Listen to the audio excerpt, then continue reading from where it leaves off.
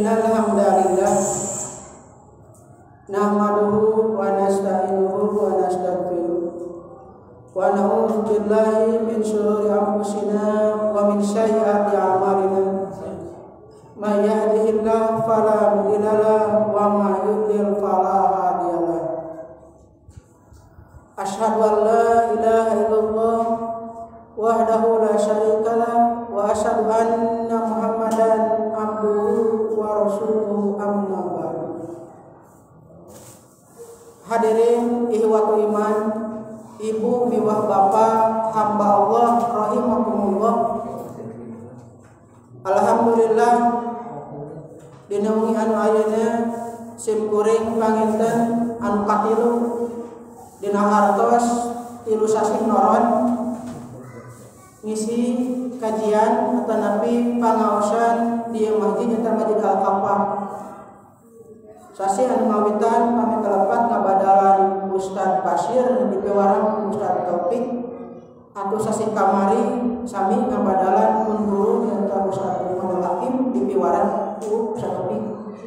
Pami ayeuna mah kuring atas kami pimpinan cabang margi jadwal di pimpinan cabang Persatuan Islam Cangkuang nyaeta bidang garapan dakwah kanggo ngisi pangaosan sasihan anu biasa dilaksanakeun dina tiap Rebo kahiji jadwal di pimpinan cabang. Begituna mudah-mudahan ibu yang bapak sadayana teu bosen syukuring geus 3 kali noron ka ieu masjid. Sasi kamari syukuring disuhunkeun materi ngeunaan masalah tawadunya, tawadu alias orang duit. Kanggo ayeuna syukuring piwarang Medan dengan tema yaitu tauhid sebagai dasar perjuangan. Yang tadinya saya mau melanjutkan pembahasan kemarin dari tawadu itu ke qanaah. Karena kemarin sudah dijelaskan bahwasanya akronim atau singkatan daripada takwa itu kan tawadu, qanaah dan juga waro. Tapi ketika tadi bidang dakwah pimpinan jamaah versus Gading Tutuka meminta untuk membuat tema tauhid sebagai dasar perjuangan, maka saya banting setir saja. Jadi tema yang tadinya akan membahas masalah qanaah diganti menjadi tauhid sebagai dasar perjuangan. Itu tema yang akan kita bahas, kita ulas pada malam ini. Hadirin ihwatul iman, ibu dan bapak, hamba Allah rahimakumullah. Sebagaimana kita ketahui bahwasanya tauhid itu berasal dari bahasa Arab, dari kata wahada yuwahidu tauhidan. Jadi tauhid itu wahada yuwahidu tauhidan, yang artinya menjadikan sesuatu satu saja atau menganggap satu, namanya tauhid. Menafikan segala sesuatu selain sesuatu yang kita jadikan satu saja, kemudian baru menetapkannya. Itu secara bahasa. Jadi secara bahasa tauhid itu ialah menganggap satu itu saja, wahada yuwahidu tauhidan. Secara istilah makna tauhid adalah menjadikan Allah sebagai satu-satunya sesembahan yang benar dengan segala kekhususannya. Jadi secara istilah tauhid adalah menjadikan Allah sebagai satu-satunya sesembahan. Artinya begini, banyak yang dilakukan oleh orang-orang ketika dia menyembah, ketika dia beribadah tidak hanya kepada Allah tetapi kepada selain Allah. Sementara kalau tauhid itu hanya memfokuskan diri bahwasanya dia beribadah, dia menyembah kepada Allah saja. Itulah tauhid. Kalau seandainya misalkan ada orang itu beribadah tidak kepada Allah, padahal kan saya sudah sampaikan ikrar atau pernyataan yang kita lakukan itu kurang lebih 17 kali itu diucapkan. Sudah saya sampaikan dulu itu 17 kali kita ucapkan, kita ikrarkan, terutama ketika kita melaksanakan sholat. Yaitu di dalam sholat ada ikrar, ada ungkapan iyyaka na'budu wa iyyaka nasta'in. hanya kepadamulah kami beribadah dan hanya kepadamulah kami memohon pertolongan. Artinya kurang lebih 17 kali. Seandainya kita begini, iya kan, kenapa di sini diungkapkan iyyaka na'budu wa iyyaka nasta'in, ini akan berbeda. Kenapa? Karena seandainya dan kami minta pertolongan kepadamu, jadi kami beribadah, kami minta pertolongan kepadamu. Kemudian di lain waktu dia beribadah meminta pertolongan kepada yang lain, itu boleh-boleh saja. Kenapa? Kalau kalimatnya na'buduka wa nasta'inuka, tapi sebetulnya itu sudah dipatrin. Dalam artinya sudah terkunci dengan ucapan iyallah, ini kan kami beribadah, wa iyyaka nasta'in, dan hanya kepadamulah kami meminta pertolongan. Artinya beribadah, menyembah hanya kepada Allah, meminta pertolongan pun hanyalah kepada Allah. Tapi salah tidak? Tidak salah. Kenapa? Karena ungkapannya saya suka air putih. Salah tidak? Salah. Kenapa salah? Karena tadi cuma Lukas pernah saya jelaskan seperti itu. Ketika dia beribadah meminta kepada pertolongan selain Allah, maka dia sadar yang dia ucapkan. Kenapa? Ia karena budu, ia karena batu. Dia beribadah kepada Allah, itu tidak boleh. Nah, ini yang disebut dengan ungkapan tauhid. Jadi tauhid itu ialah menyatukan, mengesahkan. Dia beribadah, dia memohon pertolongan, tiada lain dan tiada bukan, hanyalah kepada Allah. Itulah tauhid. Kemudian ajaran para nabi, dari mulai Nabi Adam sampai Nabi Muhammad, itu pada dasarnya sama, yaitu ajaran mengenai tauhid. Dalam beberapa ayat Al-Quran, diantaranya Quran surat An-Nahl ayat 36, kita bisa lihat, a'udzu billahi minasyaitonir rajim, wa laqad ba'asna bi kulli ummatin rasulan ani budullaha wajtanibut taghut. Ini, dan sesungguhnya kami telah mengutus para rasul pada tiap-tiap umat untuk menyerukan sembahlah Allah saja dan jauhilah taghut. Jadi sejak zaman Nabi Adam sampai zaman Nabi Muhammad, inti ajaran itu ajaran tauhid. Apa? Perintah untuk beribadah hanya kepada Allah dan menjauhi taghut. Apa itu taghut?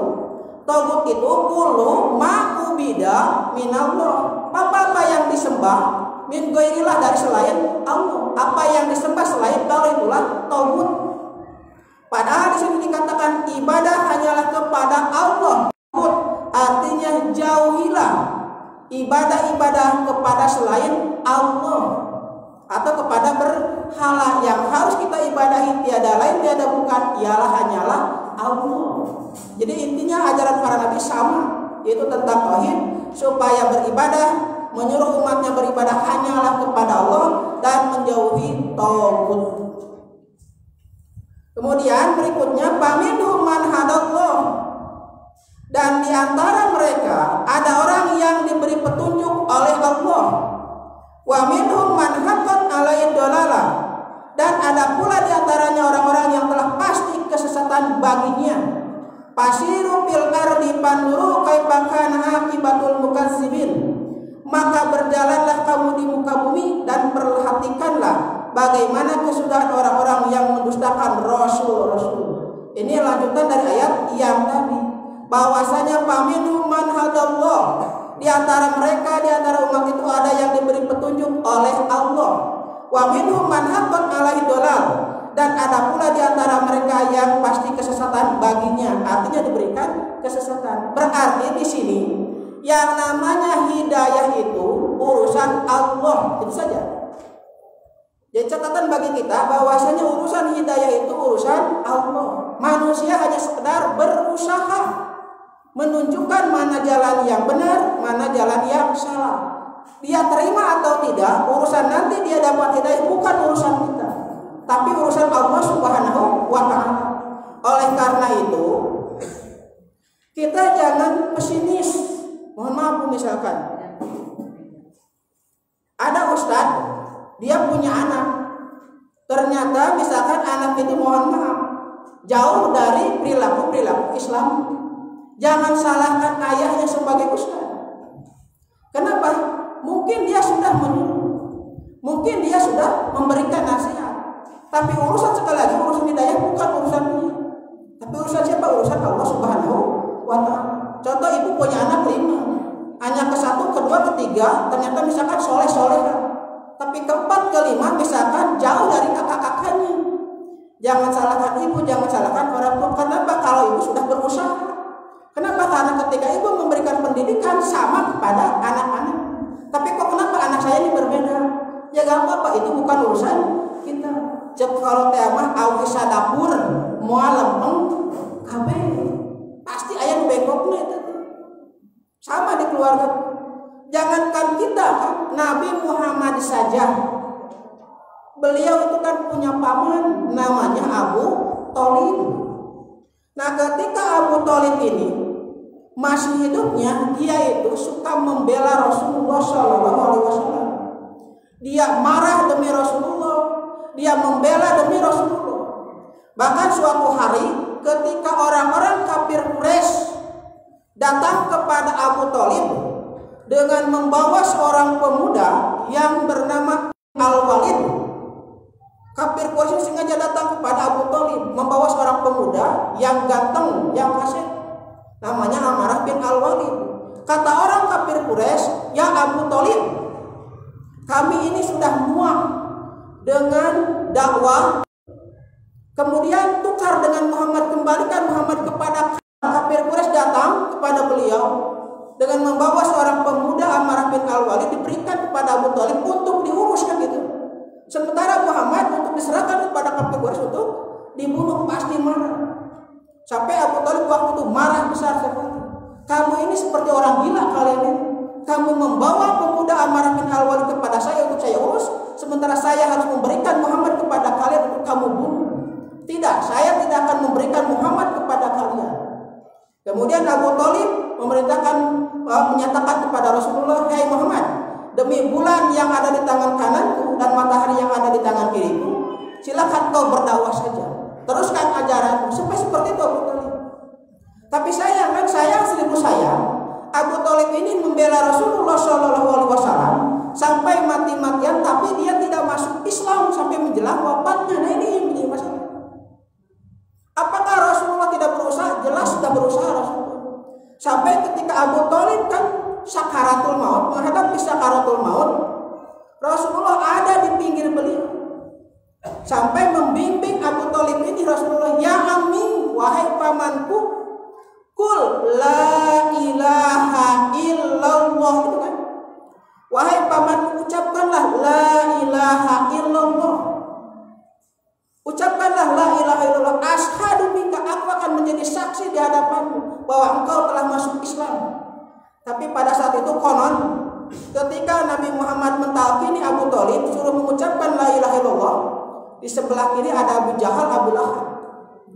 Sambil dia yang mempengaruhi Abu Thalib, "Ya Abu Thalib, atarghabu an millata Abdul Muthalib? Apakah engkau mau keluar dari agamanya Abdul Muthalib?" Sehingga Abu Thalib bingung waktu itu, waktu sakarat. Mun urang teh mah ngareret ka dieu ka Abu Jahal, Abu Lahab, tong mengucapkan la ilaha illallah. Ngareret ka belah katuhu saur Rasulullah, ucapkeun ya amin la ilaha illallah, ucapkeun la ilaha illallah. Sampai ternyata akhirnya Abu Thalib tidak mengucapkan la ilaha illallah, tidak. Sehingga Abu Thalib mati dalam keadaan kafir. Inilah yang membuat Rasulullah SAW sedih. Kenapa sedih? Tahun itu disebut tahun Amul Hujni, itu tahun ke-10 kenapa? Disebut tahun Amul Hujni, tahun duka cita, karena tahun itu Rasulullah SAW ditinggal mati oleh 2 orang yang sangat dikasihinya, yang dicintainya. Satu oleh Siti Khadijah, meninggal dunia tahun itu. Yang kedua oleh pamannya, yaitu Abu Thalib. Tapi manakala ditinggal mati oleh Siti Khadijah, Rasul tidak begitu sedih. Kenapa tidak begitu sedih? Karena Khadijah walaupun meninggal dunia tapi sudah masuk Islam. Sementara Abu Thalib ini pamannya sendiri, ternyata dia tidak masuk Islam sehingga mati dalam keadaan kafir. Nah ini yang menjadi sedih Rasulullah. Padahal Rasulullah tadi sudah berusaha ya. untuk membimbing Abu Thalib supaya masuk Islam dengan mengucapkan la ilaha illallah. Ini kan hidayah tadi urusan siapa? Urusan Allah Subhanahu wa Ta'ala. Ini seorang rasul. Nah, sehingga ketika Abu Thalib meninggal dunia, paman Nabi yang lain bernama Al-Abbas menanyakan kepada Rasulullah, "Ya Rasulullah, hal nafakta ala Abu Thalib? Apakah ada yang bermanfaat dari kamu untuk Abu Thalib?" Kata Rasulullah, "Ya ada." Apa Abu Thalib itu? Dia itu mati dalam keadaan kafir, tapi dia akan masuk neraka paling ringan. Berkat siapa? Itu berkat aku memohon kepada Allah. Biarkan Abu Thalib masuk neraka, tapi neraka paling ringan. Sudah tahu kan neraka paling ringan itu? Yaitu dikasih tarumpah atau sendal, tapi mendidih sampai apa ini? Ini ubun-ubun. Kata Bu, Pak, neraka pangringan-ringan Abu Thalib itu. Berarti seperti apa neraka paling berat? Abu Thalib neraka paling ringan dikasih sendal tarumpah, tapi mendidih sampai ke sini ubun-ubun. Kata kalau misalkan ada menyebutkan akan bayar orang bagus neraka pangringan-ringan, neraka paling ringan itu hanya Abu Thalib seperti itu. Walaupun dia dikasih sandal terumpah, tapi mendidih sampai ke sini ke ubun-ubunnya, kepalanya. Berarti bagaimana neraka paling berat, paling dahsyat. Nah, itu kembali kepada yang tadi, bahwasanya Abu Thalib sendiri tidak mendapatkan hidayah, pada Rasul sudah berusaha. Maka turunlah ayat laisa alaika hudahum walakinallaha yahdi may yasha. Hai Muhammad, bukan urusan kamu hidayah itu, tapi Allah lah yang memberikan hidayah, Allah lah yang memberikan petunjuk. Kamu hanya sekedar berusaha. Mubalik hanya sekedar berusaha menyampaikan. Pimpinan jamaah hanya sekedar berusaha mengundang anggotanya. Sesudah dia berusaha mengundang anggotanya, hadir ataupun tidak hadir bukan urusan dia, bukan urusan pimpinan jamaah. Yang jelas pimpinan jamaah sudah berusaha bagaimana mengaktifkan kegiatan-kegiatan, bagaimana mengundang anggota. Istilahnya beak tengkap, dilakukan berbagai macam cara, berbagai di bibit aku itu, di bibit aku iya, tapi tetap misalkan ternyata anggota tidak mau aktif, bukan urusan kita. Yang jelas kita sudah berusaha. Yang penting itu kita usaha dulu. Urusan nanti misalkan dia ikut atau tidak pada Allah Subhanahu wa Ta'ala. Maka di sini dikatakan faminhum man hadallah wa minhum man haqqat alaihi dolalah.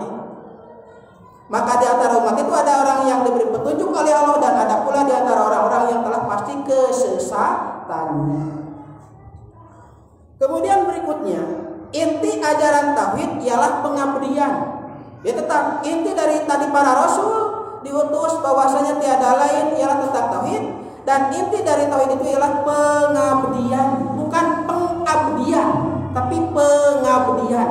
Apa pengabdian? Dalam wujud, dalam bentuk beribadah kepada Allah Subhanahu wa Ta'ala. Wa ma khalaqtul jinna wal insa illa liya'budun. Tidaklah kami menciptakan jin dan manusia melainkan supaya mereka mengabdi kepadaku. Tiada lain ialah untuk beribadah kepada Allah. Jadi kita diciptakan oleh Allah Subhanahu wa Ta'ala. Tiada lain tugas kita ialah mengabdi, beribadah kepada Allah Subhanahu wa Ta'ala.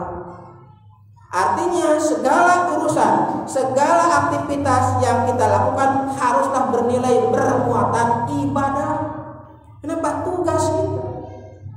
Apa ibadah itu? Ibadah sudah kita ketahui, ismun jami'un, bahwasanya ibadah itu ialah semua nama ma yuhibbuhullah, apa yang dicintai oleh Allah, wa yardahu, dan diridhoi oleh Allah, minal aqwal, baik ucapan, wal amal ataupun perbuatan. Jadi segala perkara yang dicintai, disukai oleh Allah Subhanahu wa Ta'ala, itulah ibadah. Makanya Pak, di dalam Islam itu ibadah itu ya banyak. Baik ibadah yang sifatnya muamalah ataupun ibadah yang sifatnya ibadah sosial atau ibadah-ibadah lainnya banyak sekali. Bahkan kan tabasum saja kan, atabasum sodakon, senyum saja termasuk sodakon, ibadah kan. Menutup pintu saja adalah ibadah. Dehem wae bisa jadi ibadah di Indonesia. Nah itu kan, perkara-perkara yang kecil saja bisa menjadi ibadah. Oleh karena itu, kalau seandainya itu adalah suatu perbuatan yang diridhoi, suatu perbuatan yang dicintai, dan ternyata bernilai, itulah ibadah. Mengambil duri saja dari jalan itu termasuk ibadah. Ketika misalkan kita lewat kemudian ada paku di jalan, kita ambil ke pinggirkan, itu adalah ibadah. Menutupkan pintu masjid saja itu adalah ibadah. Makanya jangan dianggap sepele walaupun kecil gitu. Cenah beranan oge nutupkan panto. Beranan oge cenah caun, micen cangkang caun. Jangan dianggap sepele, itu adalah ibadah walaupun kecil. Kenapa? Karena sesuatu yang kecil itu akan sangat bermanfaat. Ketika digunung-gunung kan sedikit demi sedikit lama-lama menjadi bukit. Tidak terasa kan ibadah kita sedikit demi sedikit. Ketika misalkan begini saja lah gambarannya. Pun orang aya nu nyelap, tentunya aya nu nyelap dina gigi. Yang kita cari apa sih? Yang kita cari apa? Tusuk gigi besar kecil. Dina waos, ieu cenah kulingis mah mungkin kulingis. Tawa bukan mah mungkin. Kita cari tusuk gigi yang kecil. Sampai dicari-cari, padahal itu adalah kecil, ternyata kecil bermanfaat. Oleh karena itu, janganlah menganggap kecil suatu kebaikan, walaupun itu adalah kecil. Begitupun juga kejelekan. Jangan dianggap kecil suatu kejelekan, walaupun itu adalah kecil, sepele. Biranan oke, manunan cenah henteu pirang manunannya. Tapi akan jadi masalah.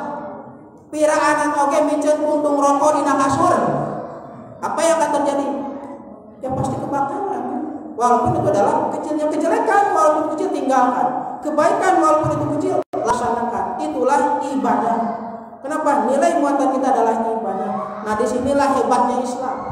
Di dia bukan orang jadi Islam teh. Namun suatu kebaikan karena kita sudah mengabdikan diri, menyatakan diri asyhadu alla ilaha illallah, maka akan bernilai bermuatan ibadah apa yang kita lakukan. Mohon maaf, beda dengan orang kafir. Punten, aya orang kafir nyumbang ke masjid. Hari tanu nyumbang ke masjid jadi pahala moal. Jadi pahala moal. Moal, nah, da akidahna. Kenapa? Karena salah satu syarat ibadah itu ialah iman kan gitu. Iman itu apa? Syahadatu an la ilaha illallah, bersaksi bahwasanya tiada Tuhan kecuali Allah. Agnes Monica nyumbang ke masjid mau jadi ibadah. Tahu nyumbang ke madrasah mau jadi ibadah. Kenapa? Karena dia adalah kafir. Beraja kafir lebih baik disebut kafir daripada non muslim. Walaupun dulu kan ada yang mengatakan kasar. Kalau menyebut kepada mereka kafir, justru kasar keneh non muslim ketimbang kafir. Udah tahu kan istilahnya? Begini. Non muslim. Kalau muslim itu apa? Orang yang selama. Non muslim. Orang yang tidak akan selama. Sekarang ini kafir. Kafir itu orang yang tertutup hatinya.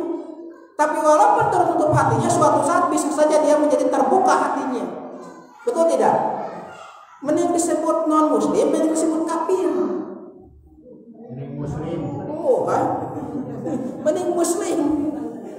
Mending muslim betul. Kenapa? Karena begini, kalau kafir itu tertutup. Makanya petani bahasa Arab itu kuparun. Kenapa kupar petani? Karena petani itu suka menutupi biji-bijian dengan apa? Pupuk, disebutnya kupar, tukang nutupan. Tapi walaupun dia itu kupar, tertutup, suatu saat pasti dia akan terbuka ketika dia hidayah sudah turun kepadanya. Kan dulu kan ada yang mengatakan kafir itu terlalu kasar, udah aja non muslim, karunya disebut non muslim. Nah, non muslim berarti tidak akan selamat. Padahal seandainya misalkan mereka itu lebih cerdas, udah aja saya lebih ridho, misalkan kata mereka disebut kafir ketimbang non muslim. Kalau non muslim berarti tidak akan selamat, tapi kafir suatu saat dia akan terbuka, hatinya tertutup, hatinya artinya menutup kebenaran. Nah kembali kepada yang tadi, bahwasanya mereka tidak akan dapat pahala. Kenapa? Karena tidak ada wadahnya. Oleh karena itu harus diwadahi dulu dengan apa? Dengan iman. Nah bagi kita sebagai orang muslim, sebagai orang mukmin, maka apapun yang kita lakukan insya Allah akan bernilai bermuatan ibadah. Kemudian perintah untuk ibadah itu tidak hanya kepada kita, tapi juga anak cucu kita, tapi juga kepada turunan kita. Dan kita harus menegaskan dari sekarang, tiada lain, tiada bukan yang harus diibadahi ialah Allah Subhanahu wa Ta'ala.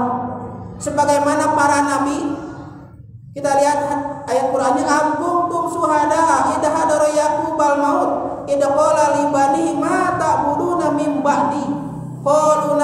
ilahaka wa ilaha abaika Ibrahim wa Ismaila wa Ishaq ilaha wahida wa nahnu lahu muslimun.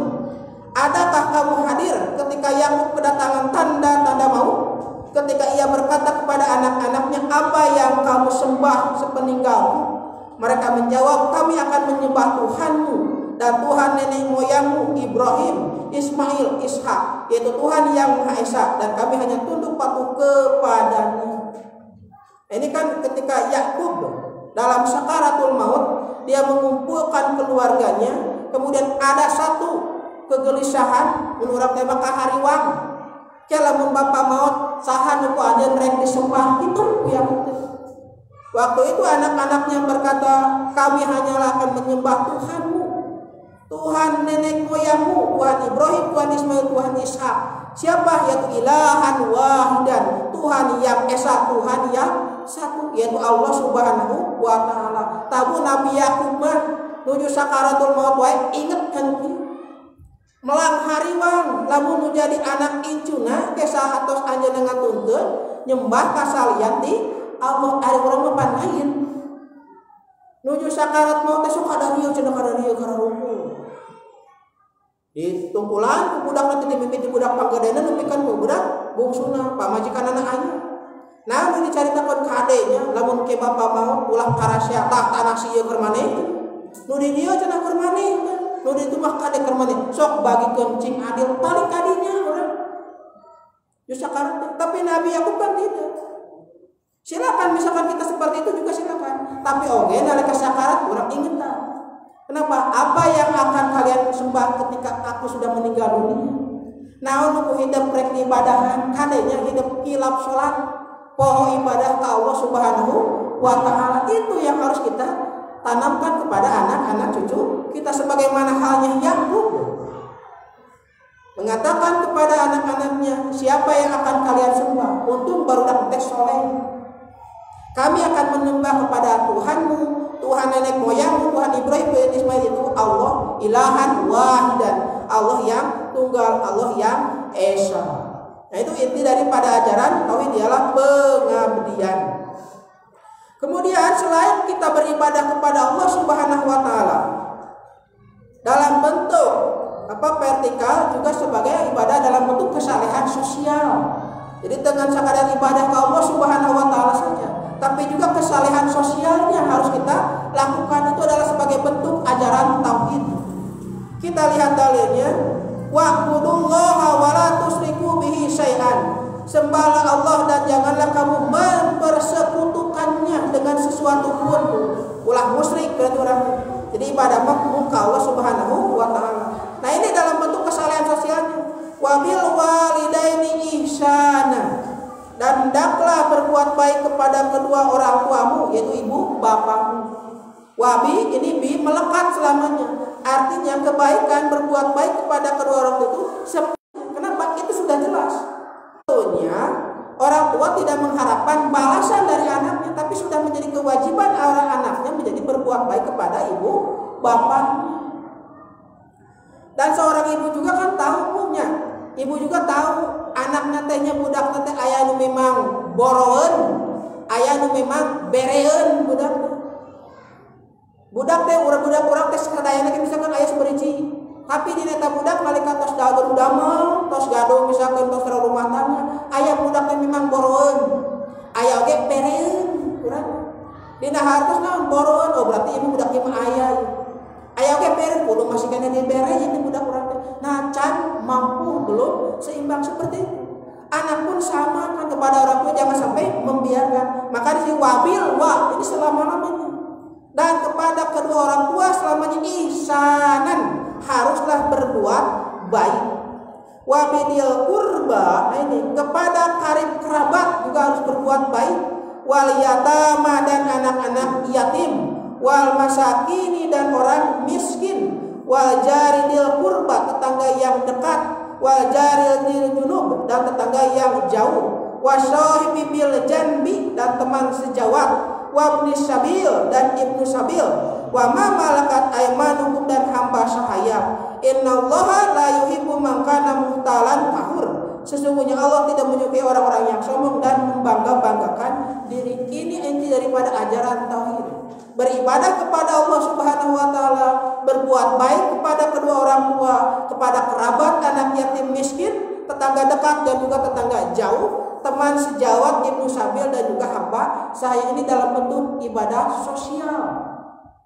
Jadi ulah itu misalkan ayah jamin alus ibadahnya ke Allah Subhanahu wa taala ngan ieu kata tanganna goreng gitu. Alus ibadahnya getol salatna mah ngan ieu kata tanganna mah hare-hare. Padahal ini adalah kesalahan sosial. Ketika kesalahan sosial ini dalam tauhid itu pengabdian tidak hanya pengabdi kepada Allah Subhanahu wa taala karena jelas, tapi juga kepada sesama, apalagi terhadap orang tua. Berikutnya ini juga hampir sama, Quran surat Al-An'am ayat 151. Qul ta'alau atlu ma harrama rabbukum 'alaikum ala tusriku bihi syai'a wa bil walidaini ihsana. Ini sama juga. Wala taqtulu auladakum min imlaq nahnu narzuqukum wa iyyahum wala taqrabul fawahisha ma dhahara minha wa ma batana wala taqtulun nafsal lati haramallahu illa bil haqq dalikum wasaqum bihi la'allakum taqilun. Katakanlah, marilah kubacakan apa yang diharapkan atas kamu oleh Tuhanmu, yaitu janganlah kamu mempersekutukan sesuatu dengan Dia, jangan musyrik. Berbuat baiklah terhadap kedua ibu bapamu, dan janganlah kamu membunuh anak-anakmu kamu karena takut kemiskinan. Kami akan memberi rezeki kepadamu kepada mereka, dan janganlah kamu mendekati perbuatan-perbuatan yang keji, baik yang nampak di antaranya maupun yang tersembunyi. Dan janganlah kamu membunuh jiwa yang diharapkan Allah membunuhnya, melainkan dengan sesuatu sebab yang benar. Demikian itu diperintahkan kepadamu supaya kamu memahaminya. Ini juga sama dalam bentuk kesalehan sosial. Kita beribadah kepada Allah Subhanahu wa taala, tidak menyekutukannya, berbuat baik kepada kedua ibu bapak, tidak membunuh anak karena takut imlak, karena takut miskin. Kenapa? Padahal Allah lah yang memberikan rezeki kepada anak kita dan kepada kita semua. Kenapa? Banyak kan sekarang di media-media massa ada anak yang membunuh orang tuanya atau sebaliknya, orang tua yang membunuh anaknya. Bahkan karena memang misalkan tidak mampu untuk mengurus orang tuanya, kata yang anak yang pertama udah aja di si adik yang kedua, kata si adik yang kedua saya sibuk, lempar kepada adik yang ketiga. Wah, sampai si orang tua itu sudah tua renta. Akhirnya si anaknya sepakat udah aja titipkan di panti jompo. Ini adalah tidak ada kebaikan terhadap orang tua. Padahal itu adalah sebuah kebaikan, peluang amal soleh. Manakala orang tua masih ada, kemudian anaknya bisa berbuat baik kepada orang tua. Atau misalkan orang tua yang membunuh anak. Kenapa? Karena misalkan kekarijikian, sieun teu karijikian. Padahal yang memberikan rezeki siapa? Allah Subhanahu wa taala.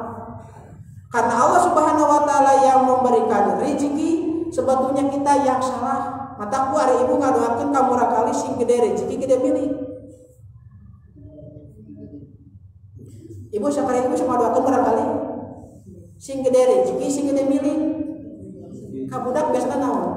Sok jam didoakeun ku bapak, sing gede milik rata-rata. Gede rezeki. Tapi orang dina salat minta rezeki, minta milik. Warjuk nih, nah beda dari rezeki yang milik. Beda sama? Beda ya, apa bedanya? Nah, betul Pak. Milik sudah tentu jadi rezeki. Milik sudah tentu jadi rezeki. Milik itu maya tawal, apa yang sudah dikuasai itulah milik. Ini milik siapa? Milik siapa? Ini dikuasai oleh siapa Pak? Oleh saya, berarti milik siapa? Milik saya. Kenapa? Karena saya yang menguasai kan gitu. Dari mana saya bisa memiliki ini? Tadi dari moderator, mangga Pak Ustaz cenah tuh, Pak. Mangga nyangakeun, berarti saya bisa menguasai ini. Apakah ini rezeki saya? Belum tentu. Tentunya. Ia milik rezeki. Milik kenapa milik? Ya, belum tentu, Pak. Sudah tentu jadi rezeki. Belum. Kenapa? Baru milik. Tapi sudah dikuasai kan? Tapi ketika sudah saya minum, udah milik rezeki. Rezeki. Nah itulah rezeki. Jadi rezeki mah naon mutos dituang, tah rezeki. naon nu dianggo eta rezeki, naon nu diimpakeun eta rezeki. Ibu gaduh acuk salomari milik rezeki, milik tos jadi rezeki. Eta kok ibu tos dimanfaatkeun aja. Ibu misalkan ngadamal acuk kalau kaonangan, wah dihade-hade jabaning awis buat teh mahal. Simpan we ku ibu teh paranti kaonangan cenah bapak. 2 tahun tuh aya ngonang. Gara-gara corona. Pas 2 tahun dianggap yang seret. Aduh. Aya we kata lagi cenah hoyong mangga we anu. Jadi rezeki saha? Rezeki tetangga kan. Miliknya milik siapa? Milik ibu, tapi ibu kasihkan menjadi pakai oleh tetangga. Aduh alhamdulillah cek tetangga ibu tuh. Saya cenah ibu kok kamu. Jadi rezeki siapa? Oh, jadi rezeki tetangga. Padahal itu adalah tadinya milik siapa? Milik nuang baso ibu tuh. Pan biasanya nuang baso mah geuning naon heula? Mie China heula, China mie heula. Si baso mah tewi terakhir. Nya, baso mah ake kana lebar. Ya China heula deui pan mie heula. Pas basona terakhir CF. Karena gitu-gitu teh, kicuk teh murah. Datang we kucing, rezeki saha? Milik ibu sanes. Milik ibu ngan rezeki saha? Rezeki. Jadi milik itu belum tentu jadi rezeki. Usah dopik kalemok sok jalan-jalan meureunnya. Eta pila sararae ibu teh. Pila teh sararae di leuweung mah. Nu gaduna mana urang Jakarta. Ai nu bayaran pajak saha? Nu bayaran pajak saha? Nu gaduna teh nepi pembantuna. Nu gaduna anu ngalingihan sadi dinten saha? Pembantuna. Nu gaduna di mana? Oh, di Jakarta. Eta milik saha? Milik gunungan urang Jakarta rezekina rezeki saha? Bedanya, mata kalau milik gaduh rezeki. Sok opik gaduh mobil misalnya, udah bayaran pajak ngolong kotor udah di kuasa. Ayah wesen kuring, tapi pada kamane baik pangandaran. Ngiri aku cenah ngiri, celak tapi teh naik. Raos pan tapi padahal kita gaduh mobil besar. Usaha opik, nu ngabeksana sa, usaha opik, nu bayar pajak sa, usaha opik. Tapi sim kuring kayak ngiri rezekina teh. Tahu kayak gini, tetap nah. Numpak mobil, mataku ari rezeki teh numpak mobil boga mobil. Sebut rezeki teh boga mobil, numpak mobil. Numpak mobil, boga mobil mah sanes rezeki naon? Milik. Ari disebut milik teh nonton TV, boga TV. Nonton mah naon? Rezeki. Ai milik mah naon? Boga TV. Jadi milik mah catat tuh kakuasai tapi rezeki pasti kakuasai. Naon nu kurang dituang, naon nu kurang dianggut, naon nu kurang diimpakeun eta rezeki gitu. Mata sebetulnya rezeki mah memang saukuran. Tapi milik berat geuning milik mah. Kemudian tadi boga mobil 5 misalkan teh. Dianggut pasti hiji eta teh. Pajak kada keluar kan di manana. Nu dianggut kan hiji, padahal tadi milik berat milik. Mata kada mah harus dina sarta warjuk. Nih ya Allah paparin abdi rezeki. Nah udah kita nu dituang, nu dianggo ieu rezeki urang, nu diimpakeun tah nu diimpakeun rezeki urang. Tah nu dituang, nu dianggo, nu dituang pasti bakal seep, nu dianggo pasti bakal rusak, nu abadi mah nuana. Nu diimpakeun tah rezeki nu abadi mah nu diimpakeun eta rezeki. Mata leres ya urang ngadoa ka Allah Subhanahu wa taala warjuk nih ya Allah berilah aku rezeki. Ajeng pembagian tauhid. Tah pembagian tauhid kita dibagi 3 cenah. Lu masar iya ku bagi tilu teh. Rabbus samawati wal ardi wa ma bainahuma fa'budhu wastabir li ibadati hal ta'lamu lahu samia. Tuhan yang menguasai langit dan bumi dan apa yang ada di antara keduanya, maka sembahlah Dia, berteguh hatilah dalam beribadah kepadanya. Apakah kamu mengetahui ada seorang yang sama dengan Dia yang patut disembah? Tauhid ku ieu dasar ieu dibagi tilu. Aya tauhid rububiyah, 2 tauhid uluhiyah, 3 tauhid asma wa sifat. Naon tauhid rububiyah teh? Yakin dengan seyakin-yakinnya yang menciptakan langit dan bumi adalah Allah. Yang memberikan rezeki adalah Allah. Eta teh tauhid rububiyah.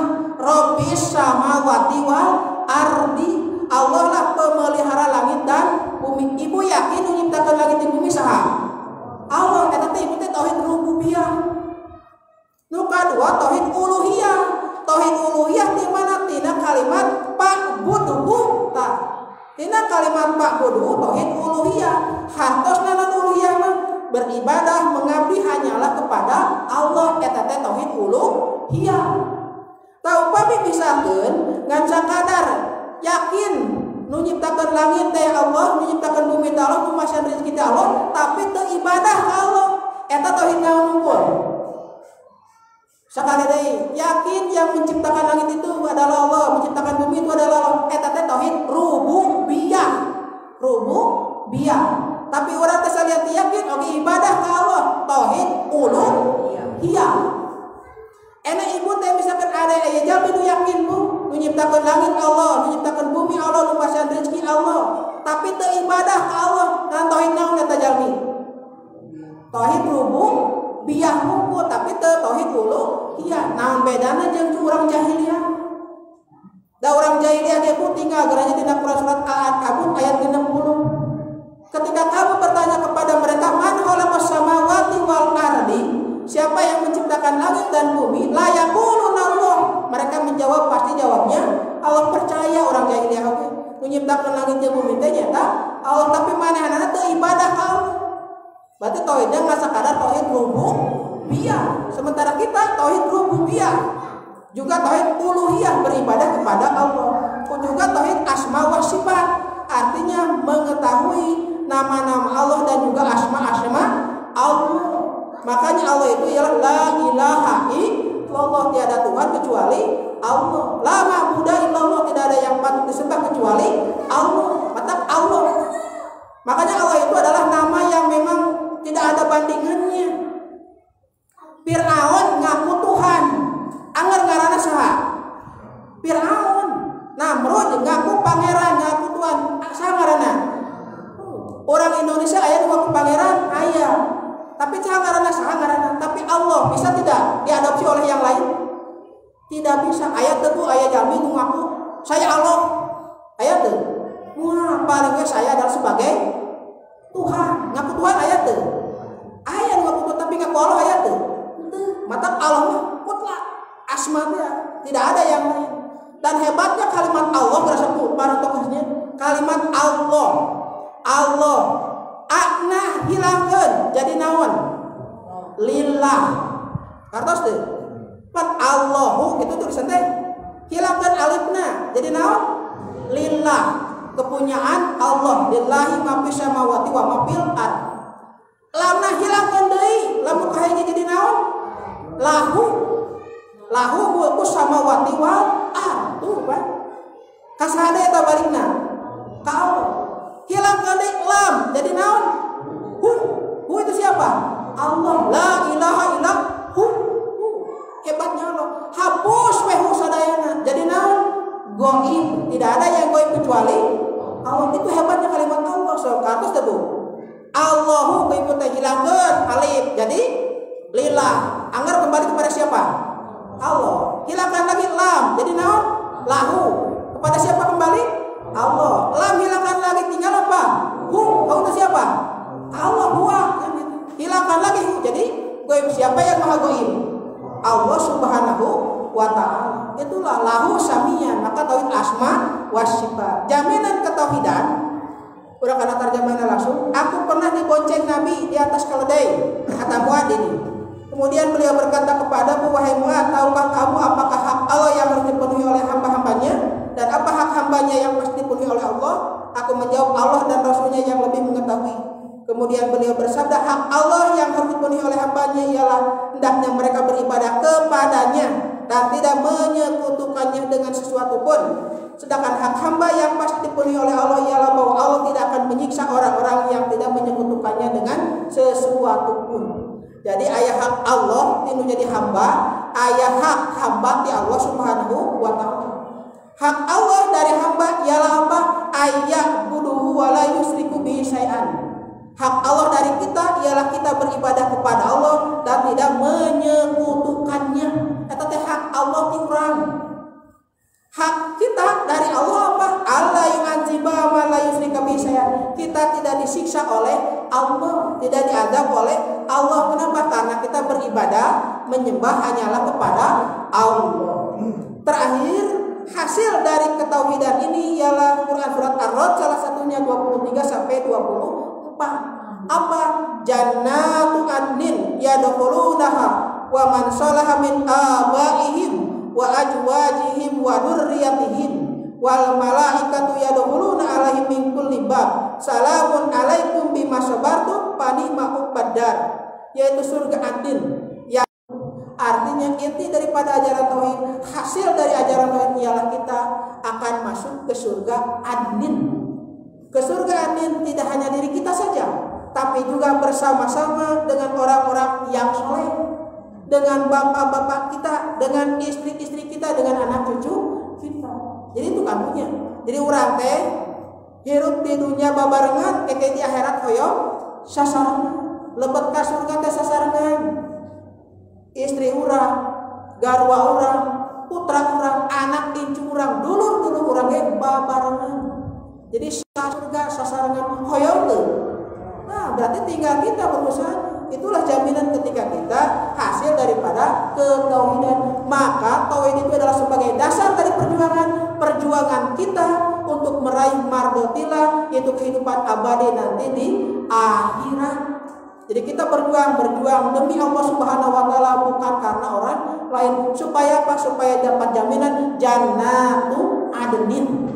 Ibu misalnya datang ke sini, itu adalah sebagai misi untuk meraih mardotillah, untuk nanti kembali ke akhirat. Ustaz Taufik mengorganisasikan pimpinan jamaah sasarangan untuk apa? Untuk meraih mardotillah. Babarengan untuk apa? Meraih, menanamkan ketauhidan yang nanti jaminannya tiada lain dan tiada bukan ialah surga adnin. Hoyong sasarangan pimpinan jamaah sasarangan. Lebet ka surga yang lain kan sekadar di dunia ngumpul. Makanya pimpinan jamaah melakukan gebrakan berbagai macam kegiatan-kegiatan untuk anggotanya dalam rangka salimul akidah, salimul ibadah, salimul muamalah. Cek persisnya mah islahul akidah, islahul ibadah, islahul muamalah. Mereskeun akidah, mereskeun ibadah, mereskeun oge muamalah. Itulah tujuan yang mulia dalam perjuangan ini, tiada lain itu dengan ketauhidan. Itu saja yang dapat saya sampaikan. Mohon maaf atas segala kekurangan. Aqulu qouli hadza wa astaghfirullah li wa lakum. Wassalamualaikum warahmatullahi wabarakatuh. Alhamdulillah.